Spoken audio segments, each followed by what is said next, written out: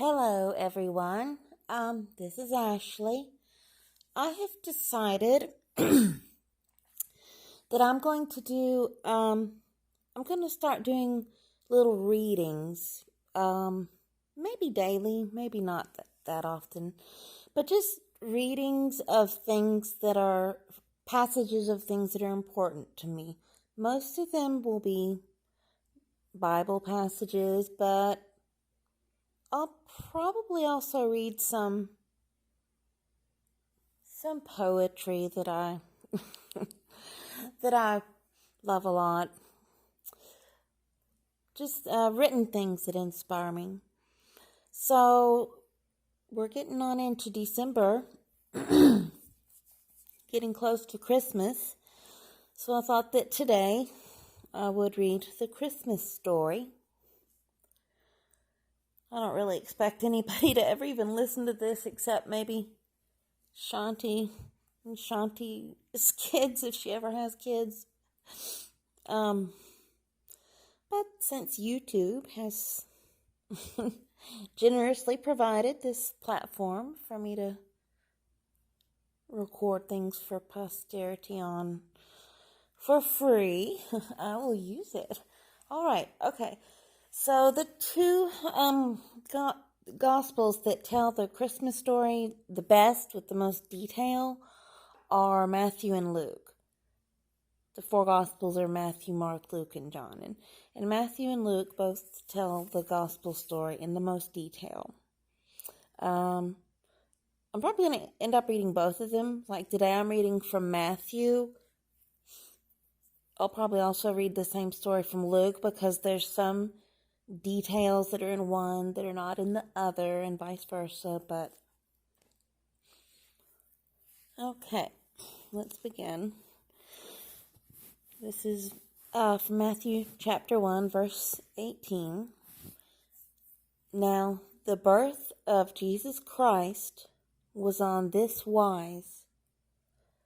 When as his mother Mary was espoused to Joseph, before they came together, she was found with child of the Holy Ghost. Then Joseph, her husband, being a just man and not willing to make her a public example, was minded to put her away privily. But while he thought on these things, behold, the angel of the Lord appeared unto him in a dream, saying, Joseph, thou son of David, fear not to take unto thee Mary thy wife, for that which is conceived in her is of the Holy Ghost. And she shall bring forth a son, and thou shalt call his name Jesus, for he shall save his people from their sins.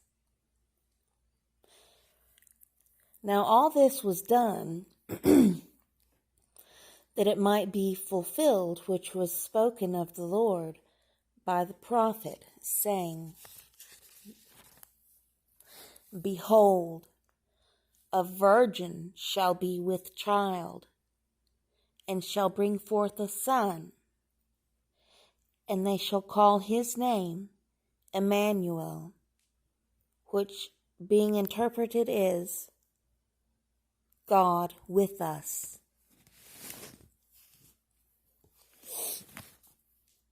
Then Joseph, being raised from sleep, did as the angel of the Lord had bidden him, and took unto him his wife, and knew her not, till she had brought forth her firstborn son, and he called his name Jesus.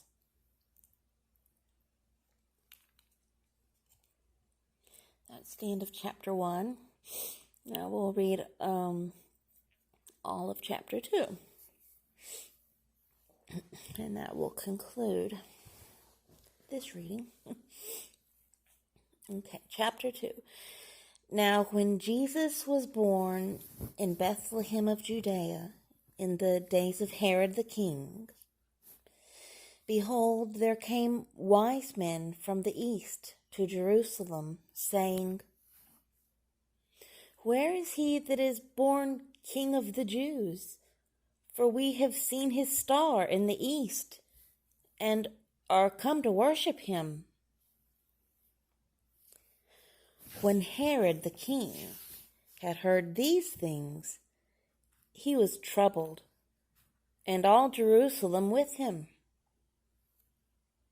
And when he had gathered all the chief priests and scribes of the people together, he demanded of them where Christ should be born. And they said unto him, In Bethlehem of Judea, for thus it is written by the prophet, And thou, Bethlehem, in the land of Judah, art not the least among the princes of Judah, for out of thee shall come a governor that shall rule my people Israel. Then Herod, when he had privately called the wise men, inquired of them diligently what time the star appeared. And he sent them to Bethlehem and said, Go and search diligently for the young child, and when you have found him, bring me word again, that I may come and worship him also. When they had heard the king, they departed, and lo, the star, which they saw in the east, went before them, till it came and stood over where the young child was. When they saw the star, they rejoiced with exceeding great joy. And when they were come into the house, they saw the young child with Mary, his mother, and fell down and worshipped him. And when they had opened their treasures, they presented unto him gifts, gold, and frankincense, and myrrh. And being warned of God in a dream that they should not return to Herod, they departed into their own country another way. And when they were departed, behold, the angel of the Lord appeareth to Joseph in a dream, saying, Arise, and take the young child and his mother, and flee into Egypt, and be there until I bring thee word. For Herod will seek the young child to destroy him. When he arose, he took the young child and his mother by night, and departed into Egypt, and was there until the death of Herod, that it might be fulfilled which was spoken of the Lord by the prophet, saying, Out of Egypt have I called my son.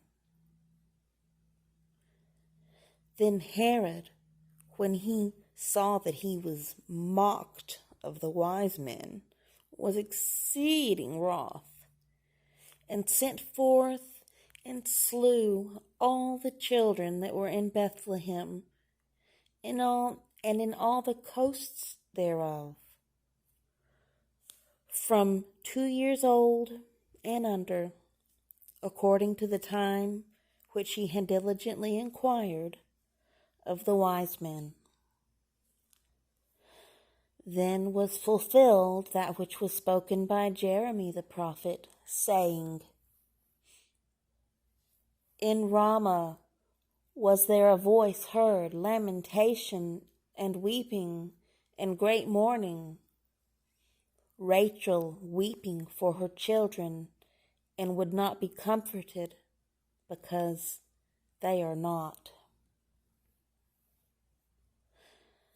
But when Herod was dead, behold, an angel of the Lord appeareth in a dream to Joseph in Egypt, saying, Arise, and take the young child and his mother, and go into the land of Israel, for they are dead which sought the young child's life.